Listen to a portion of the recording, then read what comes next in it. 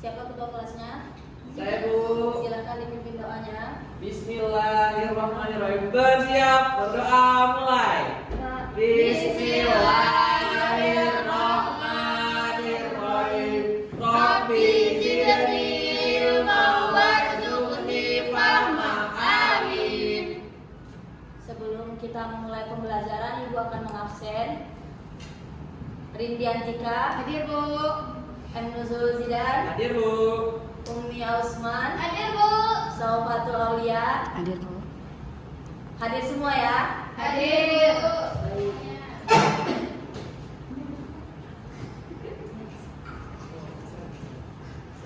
Jadi pembelajaran Ibu pada malam hari ini yaitu membiasakan akhlak terpuji.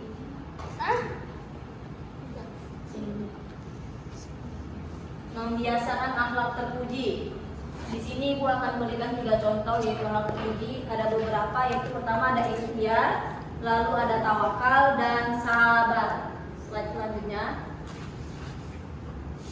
Akhlak terpuji disebut juga dengan akhlakul karimah atau akhlakul mahmudah, yaitu sikap dan tingkah laku yang mulia atau terpuji terhadap Allah, sesama manusia dan lingkungannya. Jadi akhlak terpuji itu akhlak atau akhlak, sikap dan tingkah laku yang mulia terhadap Allah, terhadap manusia dan lingkungannya. Selanjutnya, di sini yang pertama ada ikhtiar. Pengertian ikhtiar. Ikhtiar secara bahasa berasal dari bahasa Arab al-ikhtiaru yang artinya memilih. Dan secara istilah, ikhtiar adalah usaha sungguh-sungguh seorang hamba untuk memperoleh apa yang dikehendakinya. Jadi, ikhtiar ini secara bahasa artinya memilih, dan secara istilah usaha sungguh-sungguh seorang manusia. Bagaimana usaha kita untuk memperoleh apa yang kita kehendaki atau yang kita inginkan. Di sini juga ada bentuk dan contoh perilaku ikhtiar yang pertama. Hampir setiap waktu, mulai dari bangun tidur sampai tidur lagi, manusia melakukan ikhtiar dalam kehidupannya. Di antara bentuk-bentuk ikhtiar yaitu yang pertama, bekerja keras dan tidak menggantungkan nasibnya kepada orang lain.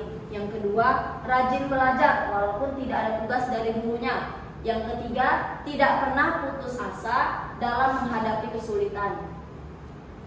Selanjutnya, di sini ada dampak positif membiasakan perilaku ikhtiar. Apabila kita membiasakan perilaku ikhtiar, ada dampak positifnya buat kita. Yang pertama, menumbuhkan harapan baru dalam hidup, karena setiap dari satu usaha dapat menumbuhkan sejuta harapan. Dan dengan banyak berusaha, maka semakin banyak harapan yang kita peroleh. Lalu yang kedua, menumbuhkan rasa percaya diri dengan apa yang telah diberikan Allah Subhanahu wa Ta'ala pada diri kita. Yang ketiga, memiliki keyakinan bahwa Allah akan menolong hambanya yang mau berusaha. Selanjutnya, yang kedua ada tawakal. Pengertian tawakal secara etimologi atau tawakul dari kata wakala yang artinya menyerah kepadanya.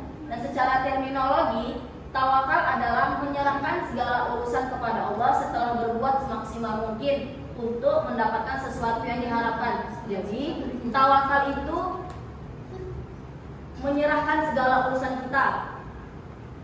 Menyerahkan segala urusan kita setelah kita berbuat semaksimal mungkin, setelah kita melakukan apa yang kita inginkan, lalu dan kita berharap sesuatu itu kita dapat.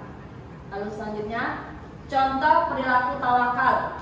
Di sini ada beberapa contoh perilaku tawakal yang kita terapkan dalam kehidupan sehari-hari. Yang pertama, selalu bersyukur jika mendapatkan nikmat dari Allah dan bersabar apabila dapat musibah. Jadi yang pertama, apabila kita mendapatkan nikmat dari Allah, yang pertama harus bersyukur. Yang kedua, menyerahkan segala sesuatu hal terhadap Allah Subhanahu wa Ta'ala setelah kita berusaha keras. Jadi setelah kita berusaha, setelah kita bersungguh-sungguh, kita serahkan semua terhadap Allah, apapun itu hasilnya. Lalu yang ketiga, selalu berprasangka baik terhadap Allah atas kejadian apa yang kita terima. Jadi walaupun kita menerima musibah, kita menerima sesuatu yang baik, kita harus berprasangka baik kepada Allah. Lalu hikmah memiliki sifat tawakal. Yang pertama, giat dan bersemangat dalam bekerja. Yang kedua, senantiasa berserah diri kepada Allah Subhanahu wa taala dan selalu berdoa.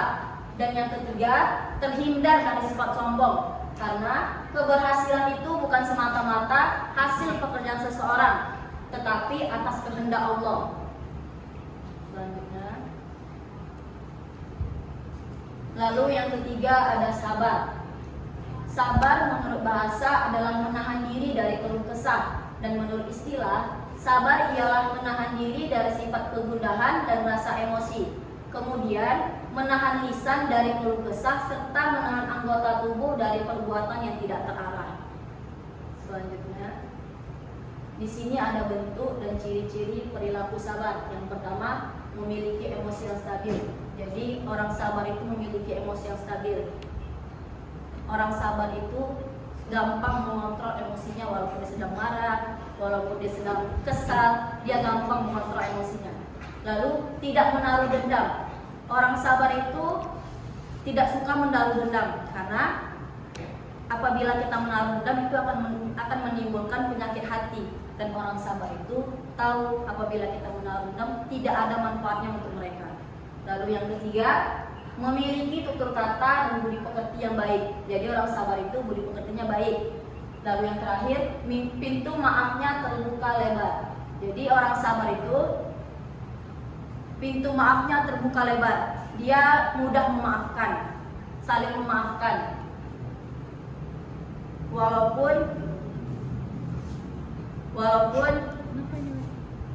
orang tersebut sudah membuat dia marah, dia gampang memaafkan.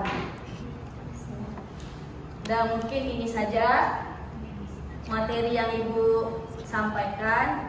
Kurang lebihnya mohon maaf. Wassalamualaikum warahmatullahi wabarakatuh. Waalaikumsalam warahmatullahi wabarakatuh.